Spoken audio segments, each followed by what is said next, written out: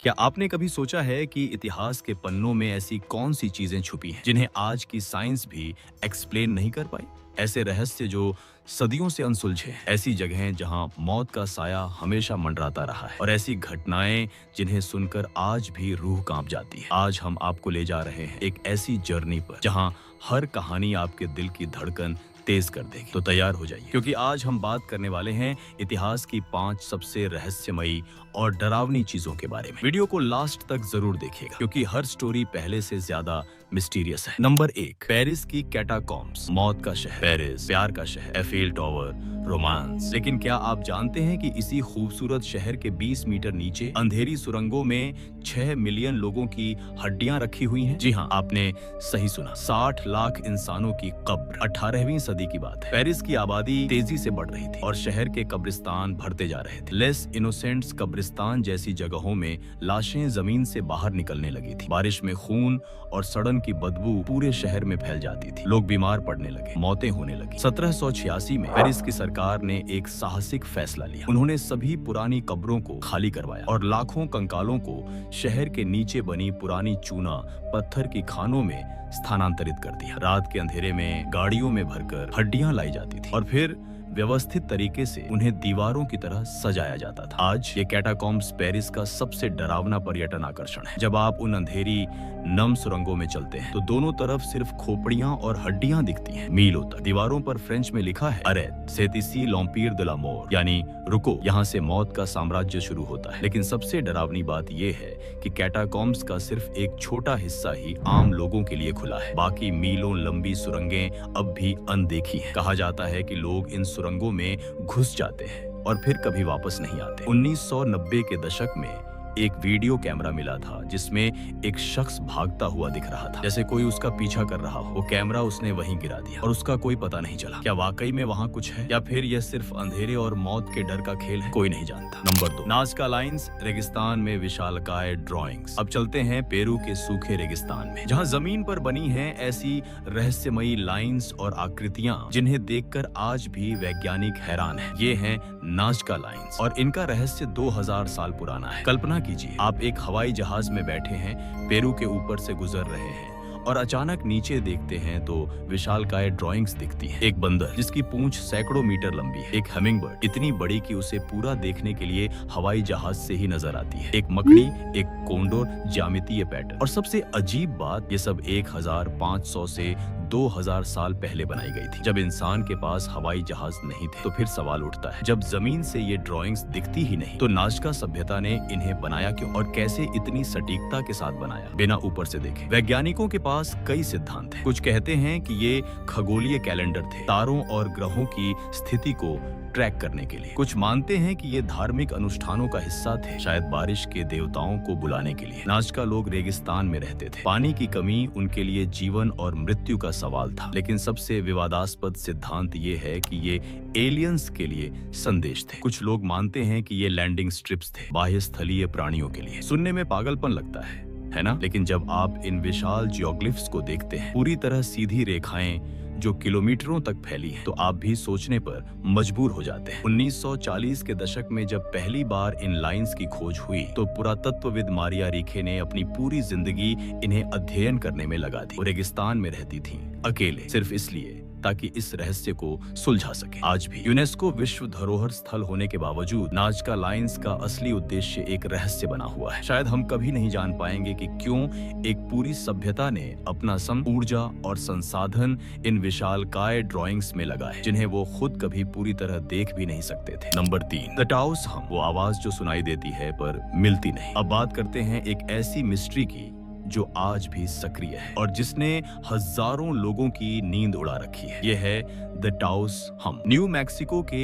एक छोटे से शहर टाउस में 1990 के दशक से लोग एक अजीब सी लो फ्रीक्वेंसी साउंड सुन रहे हैं। एक लगातार गूंजने वाली आवाज, जैसे दूर कहीं कोई बहुत बड़ा इंजन चल रहा हो। लेकिन सबसे अजीब बात यह है कि हर कोई इसे सुन नहीं पाता। सिर्फ 2% आबादी को यह आवाज सुनाई देती है। जिन लोगों को यह हम सुनाई देती है उनके लिए यह यातना से कम नहीं। वो बताते हैं कि यह आवाज रात को और तेज हो जाती है और बंद जगहों में ज्यादा लाउड महसूस होती है। कुछ लोग तो इतने परेशान हो गए कि उन्हें टाउस छोड़कर जाना पड़ा। सिरदर्द, चिंता, अनिद्रा अवसाद, यह सब इस रहस्यमयी हम के साइड इफेक्ट्स हैं। वैज्ञानिकों और शोधकर्ताओं ने बहुत जांच की, संवेदनशील माइक्रोफोन्स लगाए गए, ध्वनिक परीक्षण किए गए, लेकिन कोई बाहरी साउंड सोर्स नहीं मिला। कुछ सिद्धांत सुझाव देते हैं कि यह भूकंपीय गतिविधि हो सकती है, धरती के अंदर की हलचल। कुछ मानते हैं कि यह सैन्य प्रयोग है, गुप्त भूमिगत ठिकानों से आ रही आवाज है। लेकिन सबसे दिलचस्प सिद्धांत यह है कि यह एक न्यूरोलॉजिकल घटना है। शायद कुछ लोगों के कान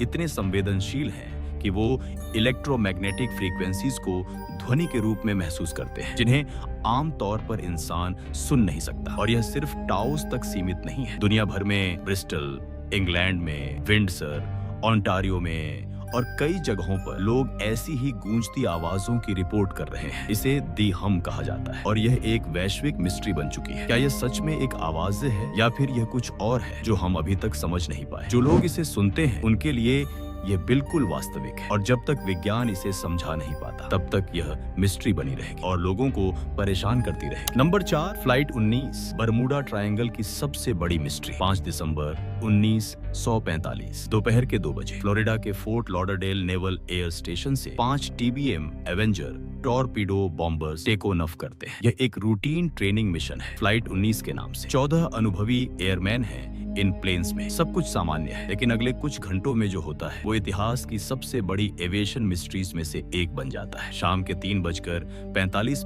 बजे कंट्रोल टावर को लेफ्टिनेंट चार्ल्स टेलर का एक परेशान कर देने वाला रेडियो मैसेज मिलता है। Both my compasses are out, I am trying to find Fort Lauderdale, I am over land but it's broken, I am sure I am in the keys but I don't know how far down. इसका मतलब यह है कि मेरे दोनों compass काम नहीं कर रहे हैं। मैं फोर्ट लॉडरडेल को खोजने की कोशिश कर रहा हूँ। मैं जमीन के ऊपर हूँ, लेकिन सब कुछ बिखरा हुआ सा लग रहा है। मुझे यकीन है कि मैं कीज इलाके में हूँ, लेकिन मुझे नहीं पता कि कितनी दूर दक्षिण में हूँ। लेकिन वो कीज में नहीं थे। किसी अज्ञात कारण से पूरा स्क्वाड्रन रास्ते से भटक गया था और उन्हें पता ही नहीं चल रहा था कि वो कहाँ है। रेडियो ट्रांसमिशन और भी उलझन भरे होते जाते हैं। टेलर अपने जूनियर पायलट से कहते हैं, When the first man gets down to 10 gallons of fuel, we'll all land together। आखिरी ट्रांसमिशन शाम के 7:04 बजे आती है और फिर सब कुछ शांत हो जाता है। 5 प्लेन्स, 14 लोग बस गायब, लापता। नेवी एक विशाल सर्च ऑपरेशन शुरू करती है। एक रेस्क्यू प्लेन PBM मैरिनर भी भेजा जाता है, लेकिन वो भी गायब हो जाता है। अब 6 प्लेन्स और 27 लोग लापता हैं एक ही दिन में। खोज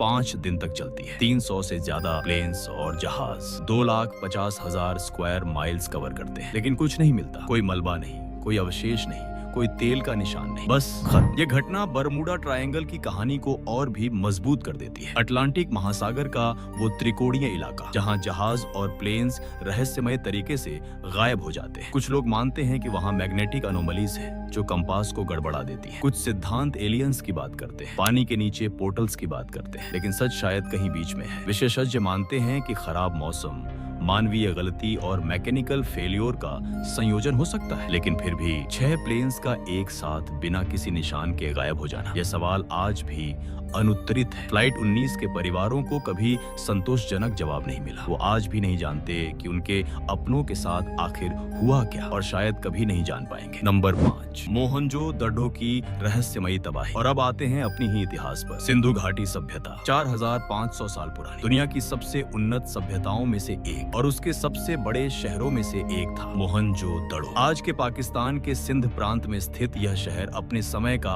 अद्भुत नमूना था। सुनियोजित सड़कें, उन्नत जल निकासी व्यवस्था, बहुमंजिला इमारतें, सार्वजनिक स्नानागार, यह सब 2500 ईसा पूर्व में, जब दुनिया के बाकी हिस्सों में लोग अभी जनजातियों में रहते थे। मोहनजोदड़ो के लोग एक संगठित शहरी जीवन जी रहे थे, लेकिन 1900 ईसा पूर्व के आसपास अचानक यह पूरी सभ्यता गायब हो गई। मोहनजोदड़ो एक वीरान शहर बन गया, और सबसे रहस्यमयी बात, हमें नहीं पता क्यों, जब 1920 के दशक में पुरातत्वविदों ने मोहनजोदड़ो की खुदाई की तो उन्हें कुछ परेशान कर देने वाली चीजें मिली। सड़कों पर कंकाल पड़े थे, जैसे लोग अचानक गिर गए हों। कुछ शरीरों में अत्यधिक विकिरण के स्तर पाए गए। ईंटें और मिट्टी के बर्तन जो बेहद उच्च तापमान पर कांच जैसे ठोस हो गए थे, जैसे किसी भीषण विस्फोट में होता है। क्या यहाँ कोई प्राचीन परमाणु युद्ध हुआ था? कुछ शोधकर्ता यह दावा करते हैं। वे प्राचीन संस्कृत ग्रंथों की ओर इशारा करते हैं, महाभारत और अन्य शास्त्र, जहाँ दिव्य अस्त्रों का जिक्र है जो पूरे शहरों को जला सकते थे, लेकिन मुख्य धारा का विज्ञान इसे स्वीकार नहीं करता। अधिक मान्य सिद्धांतों में शामिल है जलवायु परिवर्तन जिसने सिंधु नदी के मार्ग को बदल दिया, सूखा जिसने खेती को असंभव बना दिया, या फिर